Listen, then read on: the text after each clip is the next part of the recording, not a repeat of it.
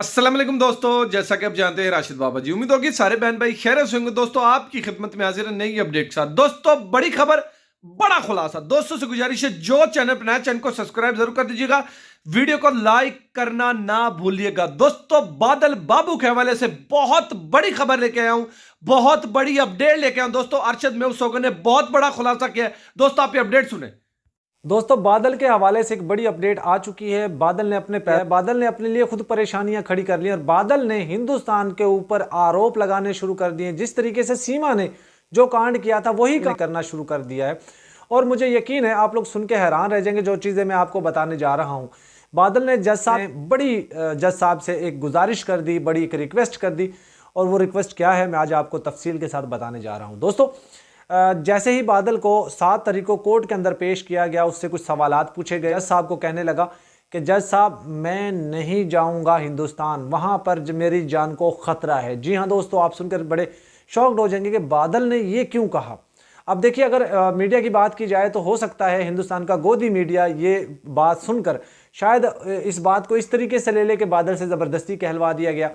तो यकीनी बात, इसका मैं पहले ही जवाब देता जाता हूं कि कुछ लोग ऐसे हैं कि सीमा से ज़बरदस्ती स्क्रिप्ट लिख के दिया जाता है तो कह देते हैं ये इसने नेचुरली बताया जो वहाँ पे होता है पाकिस्तान में। लेकिन अगर बादल इस तरह का स्टेटमेंट दे देगा तो ये लोग कहेंगे कि वह बादल से ज़बरदस्ती कहलवा गया। तो मैं तो उनके मुंह के ऊपर पहले ही लानते धिक्कार भेज रहा हूँ। अब मैं आपको बताता हूँ दोस्तों, एक तरह से बादल ने हिंदुस्तान के ऊपर, हिंदुस्तान की सरकार के ऊपर, वहाँ के लोगों के ऊपर बहुत बड़ा आरोप लगा दिया है। देखिए, बहुत सारे लोग हैं हमारे साथ जुड़ते हैं, लाइव में भी जुड़ते हैं, हैदर के बच्चों के लिए जो आवाज़ भी उठा रहे हैं। कोई भी बंदा, चाहे कोई पाकिस्तान से हिंदुस्तान जाए या हिंदुस्तान से पाकिस्तान आए, अगर कोई बंदा यहाँ पे कोई मुस्लिम कह दे कि मेरी जान को खतरा है पाकिस्तान में, तो एक अजीब सी सूरत हाल होती है। इसी तरीके से कोई हिंदुस्तान में कोई हिंदू कह दे कि मेरी जान को खतरा है तो भी एक अजीब सी सूरत हाल हो जाती है। अब बादल ने इस्लाम कबूल कर लिया, अगर वो इस चीज़ को देख कर वहाँ कह रहा है और वो बता रहा था कि वहाँ पर तो लोगों को काट के फेंक दिया जाता है, इस तरह की कुछ चीज़ें उसने बोली, तो मैं भी शॉक्ड हो गया कि सेम जिस तरीके से सीमा ने किया था बादल भी वो उसी के नक्शे कदम पे चल रहा है।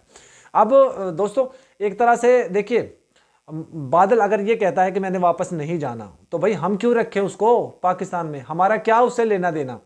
सिर्फ इंसानियत के नाते हम लोग उसके लिए आवाज़ उठा रहे हैं कि वो अपने कंट्री वापस चला जाएगा, सिर्फ और सिर्फ वो प्यार के चक्कर में आया। लेकिन मुझे नहीं लगता, जिस तरीके से कोर्ट के अंदर इसको पेश किया गया, पुलिस भी बहुत ज़्यादा टाइट सिक्योरिटी में इसको लेकर आई थी, तो इससे तो यही लग रहा है कि कहीं ना कहीं कोई दाल में कुछ काला है। हो सकता है इसके केस का उल्ट होने वाला है। और दूसरी तरफ बादल का परिवार रो रो कर कहता है हमारे बच्चे को वापस कर दिया जाए, डिपोर्ट कर दिया जाए। फयाज रामी भी इसी बात को कह रहे हैं कि हाँ हम कोशिश करेंगे इसको डिपोर्ट करवा दे। लेकिन बादल ये कहता है कि मैंने नहीं जाना, मैंने पाकिस्तान में रहना है, वहाँ पर मेरी जान को खतरा है। हैरानगी नहीं है भाई?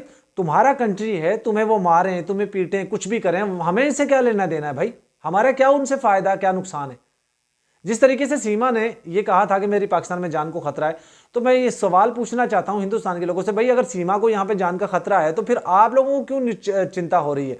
फिर तो हिंदुस्तान की सरकार बांग्लादेश से भी बुला ले ना। बांग्लादेश में भी बहुत सारे लोगों को जो है वो जान को खतरा हो सकता है, नेपाल में भी हो सकता है, सऊदी में भी हो सकता है, अफगानिस्तान में भी हो सकता है, ईरान इराक में भी हो सकता है। सबको बुला ले अपने पास अगर उनको जान को खतरा। भाई हमें तो कोई लालच नहीं है, हमें तो कोई लेना देना नहीं है बादल से कि वो उसकी जान को खतरा हो ना, वो अपनी कंट्री में जाए। हम उसको चाहते भी नहीं कि वो हमारी कंट्री में रहे, क्योंकि हमारी कंट्री में पहले ही आबादी बहुत ज़्यादा है, हम ऐसे किसी भी व्यक्ति को नहीं रख सकते।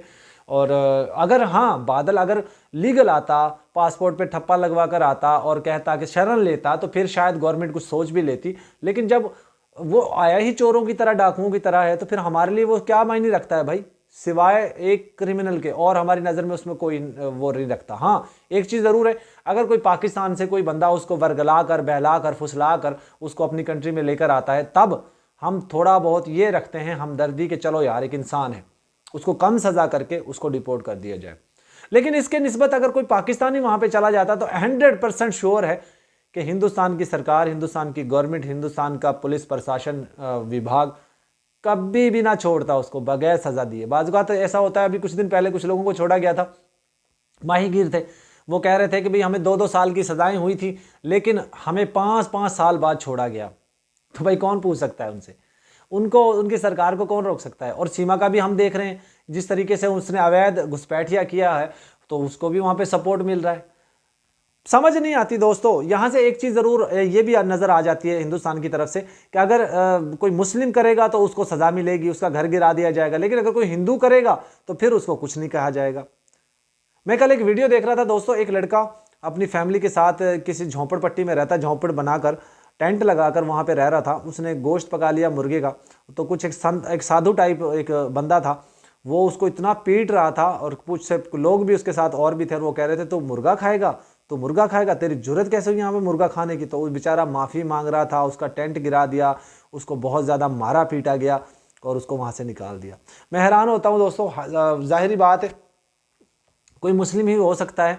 जिस तरीके से वहाँ पे हिंदुस्तान मुसलमानों को अच्छी नज़र से नहीं देखा जाता, यहाँ पे तो ऐसा नहीं है, पाकिस्तान में तो ऐसा नहीं है। जो भी फेक खबरें झूठ बोलते हैं उनके मुंह पे लानते हैं, धिक्कार है। हाँ, कहीं हो सकता है कि लड़ाई झगड़े हो जाते हैं, वो सारी दुनिया में होते हैं, सारी जगह में होते हैं, लेकिन उसको देखकर ये नहीं कहा जा सकता कभी पाकिस्तान में हिंदू मुस्लिम का फसाद नहीं हुआ, कभी पॉलिटिकली यहाँ पे ऐसा फसाद नहीं हुआ कि कोई पॉलिटिकली पार्टी कह दे हिंदू ने अच्छे नहीं है, मुसलमान अच्छे नहीं है, क्रिश्चियन अच्छे नहीं। कभी भी हमारे पाकिस्तान में ऐसी पॉलिटिक नहीं होती। यहाँ पे होती है, हिंदुस्तान में होती है। अभी देखें, एक बड़ा अधिकारी है, मैं नाम नहीं लूंगा, आप लोग समझ जाइएगा, एक बड़ा अधिकारी है संसद का बड़ा एक अधिकारी, वो मीडिया पर खड़ा होकर कहता है ये घुसपैठियां हैं, ये 10-10 बच्चे पैदा करते हैं, इनको मुल्क देंगे, ये देंगे, वो देंगे।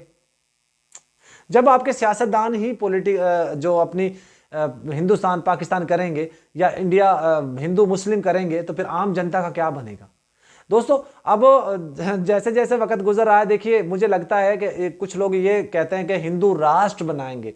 भाई, कब्जा किया अंग्रेजों ने, छुड़वाने वाले मुसलमान, कुर्बानी देने वाले मुसलमान, अपनी जानों के नजराने पेश करने वाले मुसलमान, और अचानक से कोई और आकर उनको ये कह दे कि तुम घुसपैठिया हो। वहीं के लोगों को मुझे समझ नहीं आती यार, इंसान के दिल पे क्या बीतती है जब उसको कोई ये कह दे कि तू किसी घुसपैठिया है। जब जिस बंदे ने जो उसी मिट्टी में मिलना चाहते हैं, जो उसी मिट्टी में दफन होना चाहते हैं, उनको कहा जाए कि तुम देशद्रोही हो, तुम गद्दार हो। कमाल नहीं हो गया दोस्तों। बहुत सारे दोस्त हमारे साथ जुड़ते हैं और पर्सनली हमारे साथ, जो हमारे हिंदू बहन भाई, हमारे दोस्त, जानने वाले हिंदुस्तान से अच्छे लोग भी हैं, वो हमारे साथ जुड़ते हैं। वो हमें कुछ चीज़ें बताते हैं, हम सुनकर हैरान हो जाते हैं कि यार क्या ऐसा सचमुच में ऐसा होता है।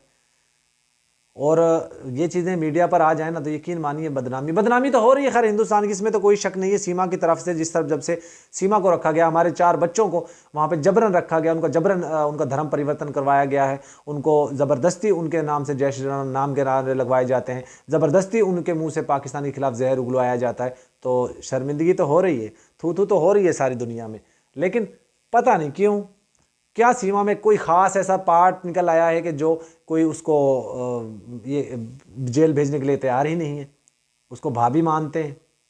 और मुझे हैरानगी होती है ऐसे लोगों की सोच पे, जो उसको नेशनल भाभी मानते हैं, जो उसको वीर चक्र देने की बातें करते हैं, जो उसको ब्रांड एम्बेसडर कहते हैं।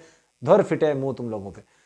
दोस्तों, बादल के हवाले से मैंने बड़ी अपडेट आपको दे दी कि बादल ने ये शॉकिंग न्यूज़ दे दी, हिंदुस्तान के ऊपर आरोप लगा दी कि मेरी जान को वहाँ पे खतरा हो सकता है। या तो फिर बादल सच कह रहा है या फिर बादल झूठ कह रहा है, इसका फैसला आप लोगों ने करना है कमेंट में। आज की वीडियो को एंड करते हैं दोस्तों। अल्लाह।